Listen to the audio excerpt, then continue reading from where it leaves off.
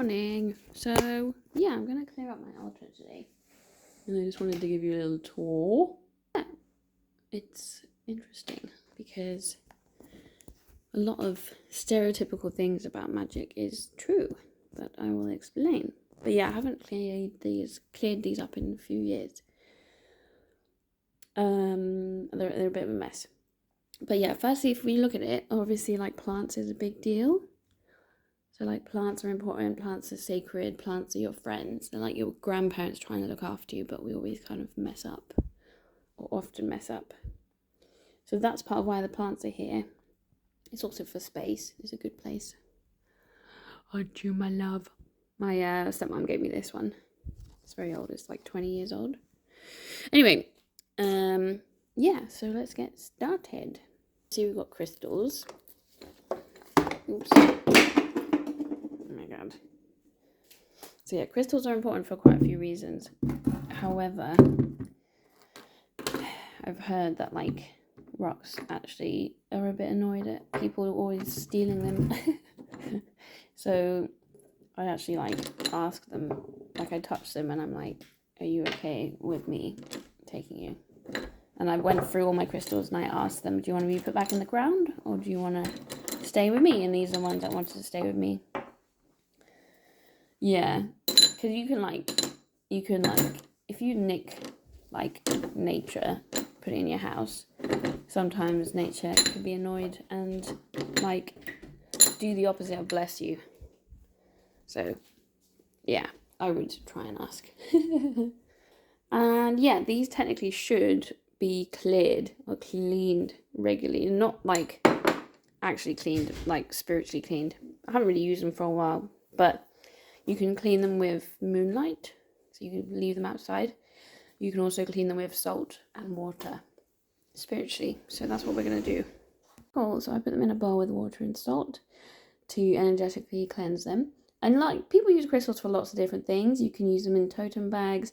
You can use them in, like, spells. You can use them in, like, carrying them with you to give certain, like, powers, quote unquote. Well, they are, but sound weird. Anyway, also, like, gifts and awarenesses. So, like, I wore, like, protective crystals for a long time. And, like, sometimes I was in quite a lot of danger and then suddenly I was kind of helped.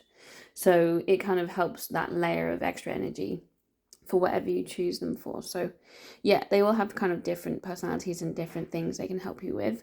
You can also put them on the bath. In the bath, you can put them on your body, like when you're lying down.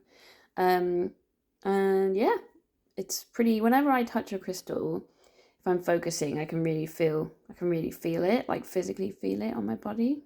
So it's pretty amazing, really. And they're so pretty. And altars are there for, like, important, like, sentimental things. So these bowls were designed by my partner's family.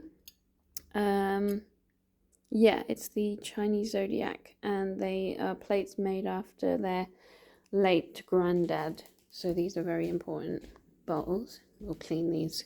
This was just, like, the equivalent of our Christmas tree because we don't celebrate Christmas. So I was like, did. And one of my friends' mums made this, so yeah.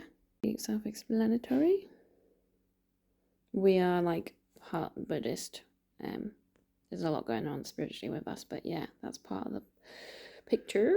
Yeah, this is, like, a queer tarot deck, which is really cool, that my friend got me.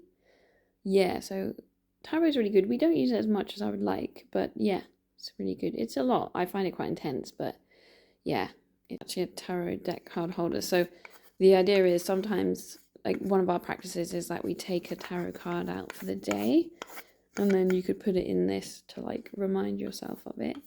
And it's also got the astrology symbols around it, which is nice because that means a lot to us as well. So the stereotype of, like, using tea leaves to predict the future is a real thing. So I've dabbled in a little bit of tea leaf reading, but not enough. Mainly it's used for, like, kind of predictions for the day. So yeah, that stereotype is true. I've also got a wand here, and my partner actually made me this wand. And yeah, it's cool. The crystal, like, basically it's loose, so I put a new crystal in. I need to like figure out the right one because I'm not sure that's the right fit. But yeah, wands are, I'm not an expert, but they are used to direct energy in a certain direction. So even the powers that be believe that life is all about frequency and energy. That's part of the reason why they're so interested in like weird stuff and magical stuff. So like when you raise energy, it's important to try and direct it towards certain purposes. That's what spirituality and like spellcraft and all that stuff really about. So like wands are there to help with that. So you can literally direct energy in a certain way. Yeah, so those are actually a real thing. And then here, oh God. Here we have our astrology charts. I guess it's quite self-explanatory.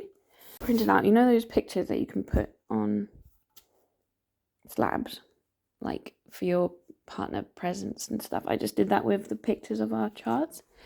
Yeah, it's been good because we can refer to them like that quite quickly. And then these are my step grandparents who were like my real grandparents because I never got to know my biological grandparents because they were too old. Like they passed away before I was like cognizant. Yeah, and they were really lovely, and they were like my like grandparents in practice, and I only got them when I was in my teens. So yeah, I was like, yay, I can have like stereotypical grandparent times. They're not with us anymore. That sucks, but yeah, I know they're with us in spirit. So yeah, I mean, altars can be quite important for your ancestors because it's a point of contact and a point of like navigating and chatting with them, really, if you want. I can't remember where I got this from. I might have even got it from this property, like I might have found it because the owners left quite a lot here. The letters that I wrote to my ancestors to try and get them to help me, and I think they did help me because I asked them to help me with my health. I asked them to make me fully recover, and I'm nearly really recovered. See, look, spiritual words. And I often address them as like, dear ancestors, my spiritual allies, because not all of your ancestors are going to be your allies. Let's hope so, but let's face it, families are not always with your best interests at heart. So it's good to specify. Yeah, I do feel like they answered my prayers. So thank you. Thank you. And I think that's an important part of your altar, is like being grateful. We can't just demand and demand and demand. It's a bit of a two-way relationship here. Yeah. Seeds. Tarot. This is like the standard tarot, the original, like world famous tarot deck. Was designed by a woman, created by a woman, I think, back in the day. But yeah, it's a good one. The queer one, which is really good. It for ages because it spoke to me, but then I was like, oh, I don't really know that much about it, and then got rid of it. Well, tried to get rid of it, but then it kind of stuck out, and then it came up again when my partner's doing astrology training, as it was exactly the statue in the PowerPoint, and it was like, this is Artemis, who's representative of the moon, and the moon is like a big deal in magic, and I was like, oh, cool, I'll keep them. I liked it because it was like showing a woman being cool and like a hunter, it's like powerful woman, and yeah, that's what the moon is. So, well, I'm not really up for gendering that much where possible, but you get what I mean. This is Palo Santo, which is like a cleansing smudge. I do that quite regularly, actually. Somewhere different now, I think, but it looks like I kept a lot of essential oils here, but I think we want to make this a bit clearer, so I think we can put them somewhere else. And this is interesting. Yeah, the whole idea of the crystal ball, that's real as well. So I haven't done this in absolutely ages, but what you do, some people do see like proper stuff in there. Usually they have like mental like differences, and maybe they normally see stuff that other people don't, but because I'm not one of those, I do see stuff, but like not in the same way as like the stereotypes or like that intensely.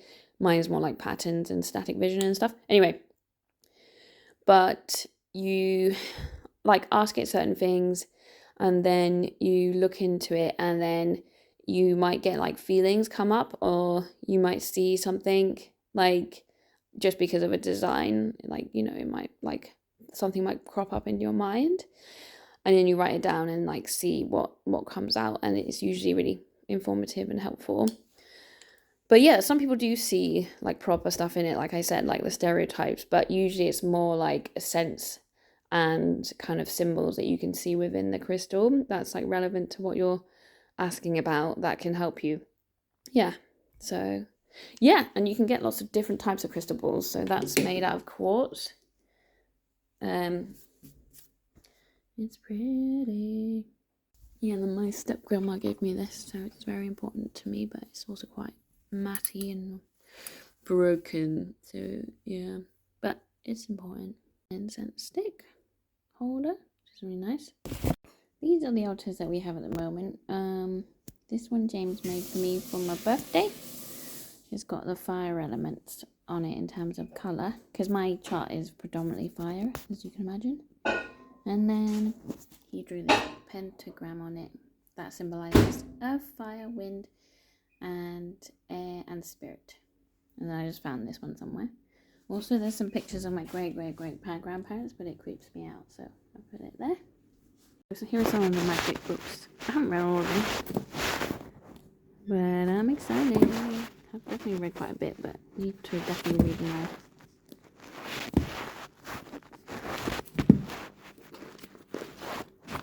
Oh yeah, this is my Book of Shadows from a long time. Look at this. I was so young when I did that. I don't even remember what that was. Moon? I don't know.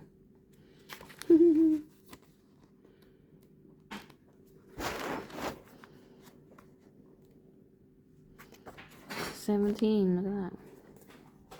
It's 10 years ago. But yeah, I think I need to, I got one more of those, I think. Yeah, pendulum stuff is real. Oh yeah, this is when I was really ill and I was like trying to get some protection, because a lot of illnesses are actually like also spiritual. Yeah. Let's see.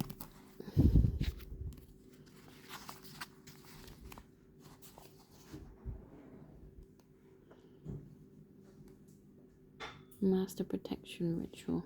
Yeah, so that was useful. I haven't made one of these in ages, but this is a totem bag, which is where you infuse it with like energy essentially and use different things to make it more potent and powerful. And this one's a money one, so I need to do some for my health and my friends' health and my partner's health, because I want us to be healthy. I actually don't know what this actual face is for, but we just love the astrological chart.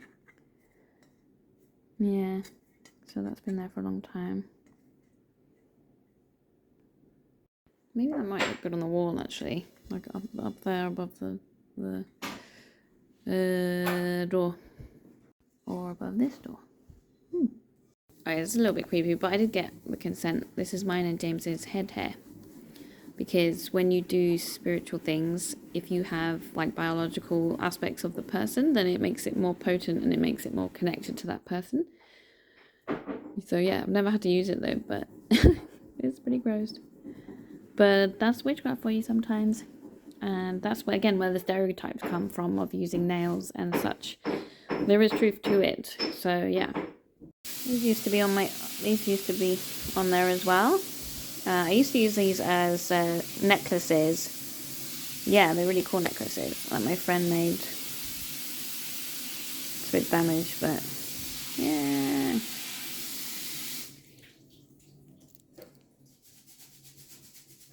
Little Palestine flag on there as well. Okay, my updated altar at the moment.